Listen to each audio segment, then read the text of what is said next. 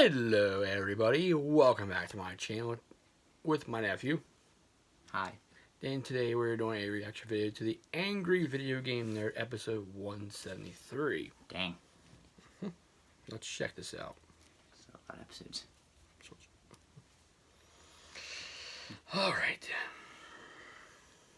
Alright then, ready? And here we go.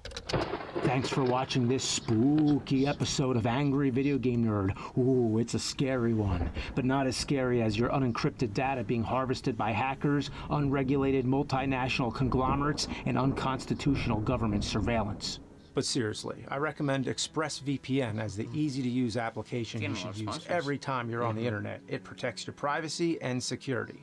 You could also change your location, which is great for unblocking geo-restricted content. For example, I use it to watch Rowan Atkinson's show, Blackadder. Yeah, it isn't on US Netflix, so set your location to the UK and get ready to laugh. With the fastest connection speeds, apps for all your devices like your smartphone, tablet, even your router, and at less than $7 a month with a 30-day money-back guarantee, it's no wonder ExpressVPN is the #1 rated VPN service by TechRadar. Take back your internet privacy today and find out how you can get 3 months free by clicking on the link in the description. Head to expressvpn.com/cinemassacre.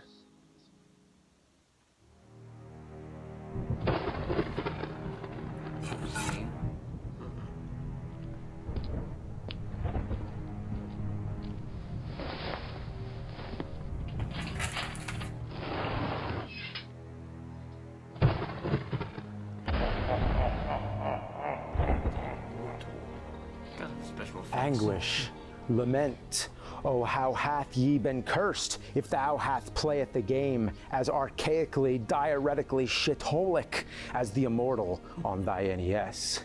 Whence I came, my basement chamber above, where I display such demeaning, failed electronic attempts at merriment. But when they're as loathly as thee, it is but I who has thus sworn to suffer as I descend deeper into the catacombs, a place where true shit goes to lie face first down in smoldering decay, a place where sorrows exceed the souls and vanquished beings meet their fate. Medieval torture, man, the head crusher, the rack, the pendulum, the Iron Maiden, but none as dreadful as this. Behold.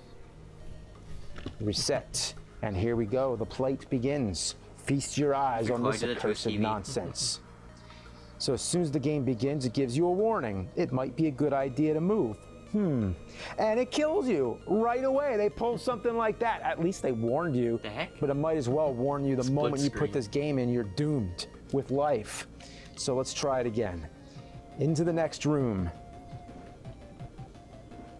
And look at that, they put that right there, right outside the door. Oh, one-hit death traps, that's real classy. Let's reset.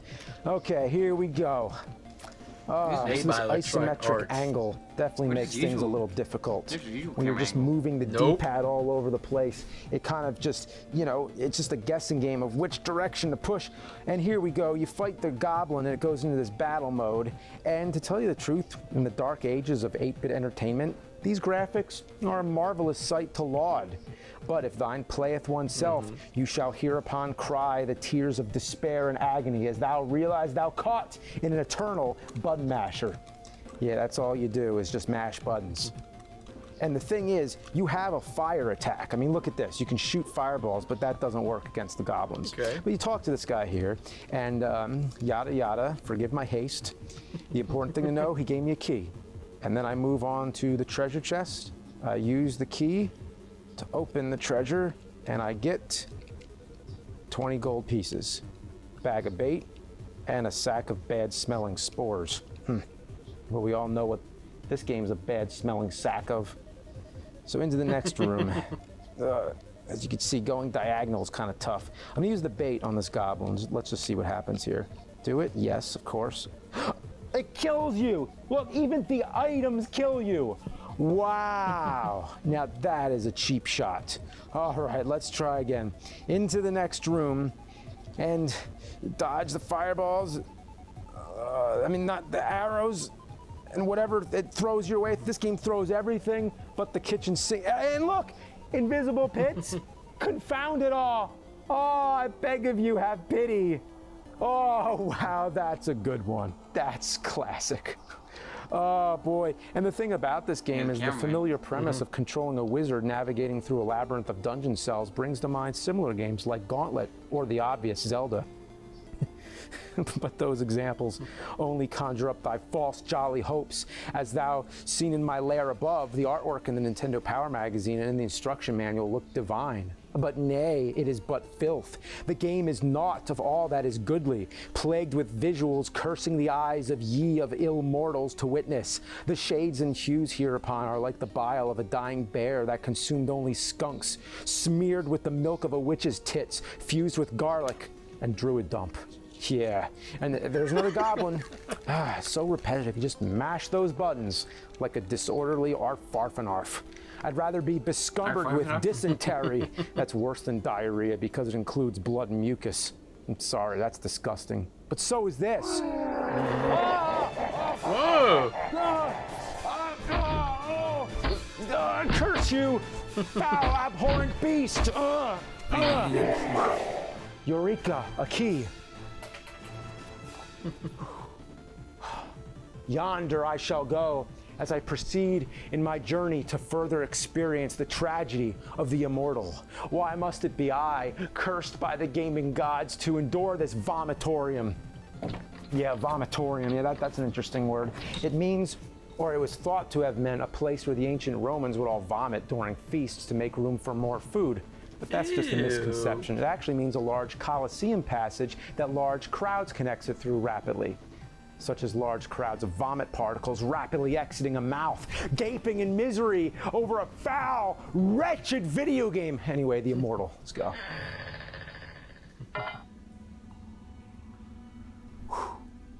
Death. It is all death here. It began as a gamer's revelry. Those making merry to open the game on birthdays and holidays with the flames of excitement and adventure in their eyes. As the agonizing torment set in, as the game mercilessly chastised and dominated them, the instinct to survive faded as the flames in their eyes diminished. And one by one, the revelers all dropped to their knees. Like challenge is one thing, but in this game, every step can be deadly. Arrows, flames, giant worms, and there's bats that blend with the dark backgrounds. I mean, how can you avoid something which you cannot see? Trapdoors are everywhere, which is a cheap shot, no question about it. I mean, can I walk here or will the floor swallow me? I mean, you'll never know. There's no strategy, no reward for skill. Thou must play it repeatedly to memorize where the pits are. These invisible pits are nothing but a cheap, mean-spirited beginner's trap meant to elicit false and ill-earned replay value.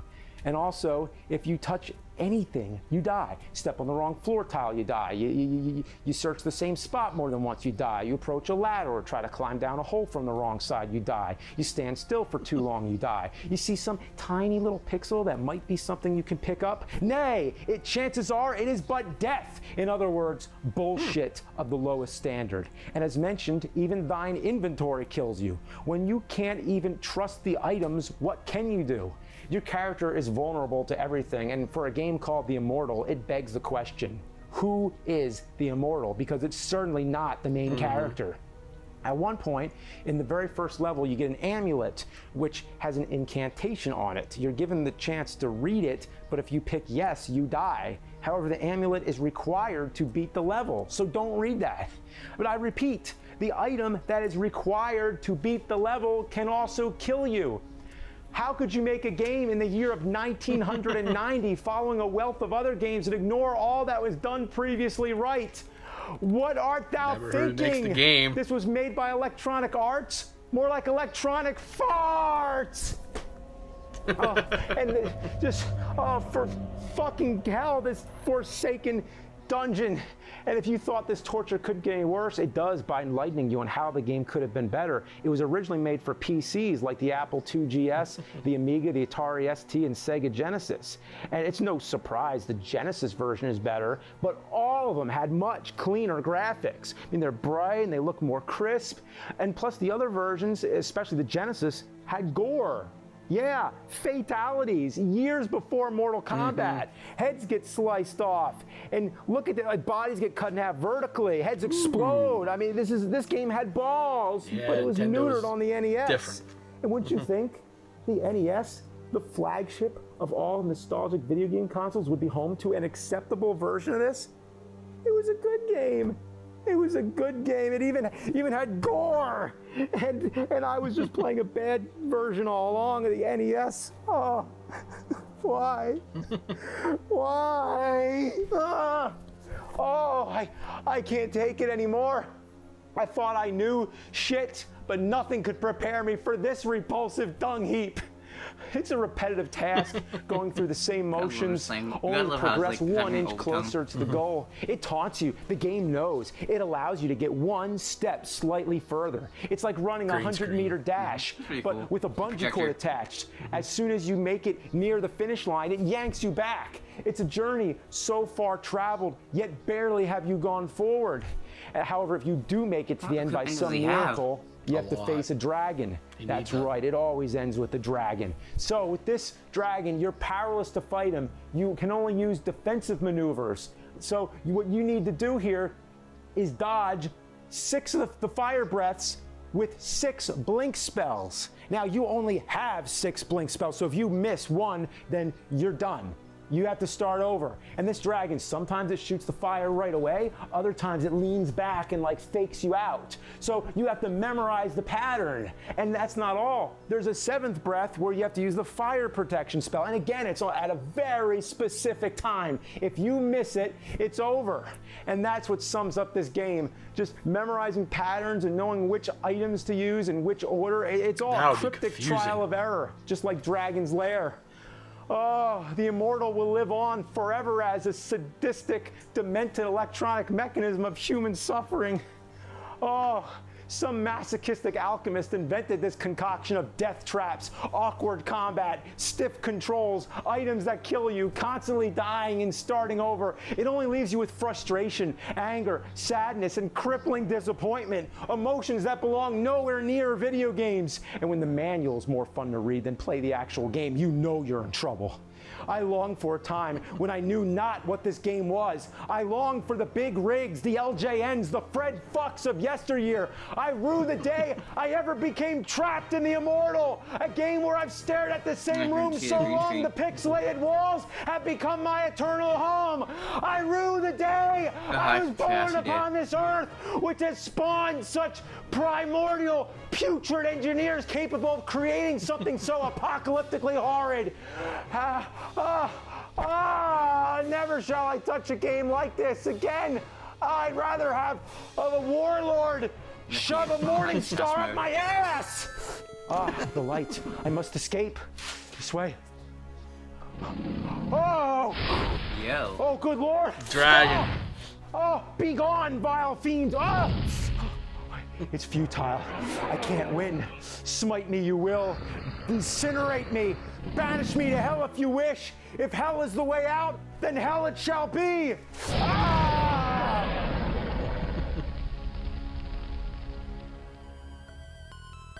That's it? That's it. Okay, that was different. I mean, that was different. It's not the usual nerd episode. No, it's not. Let me explain. If you follow him on Facebook, I don't know if he does the thing on Instagram, but if you follow him on Facebook, he said everything he did was one take. Everything he did, when you see him playing the game, is one take. That's why it's so that it's not edited out. You can tell it's edited out when you see him playing the gameplay. This time you actually see him playing the game. Not like the other way around, you see him reversed. That's the difference. So it's different. It's very good.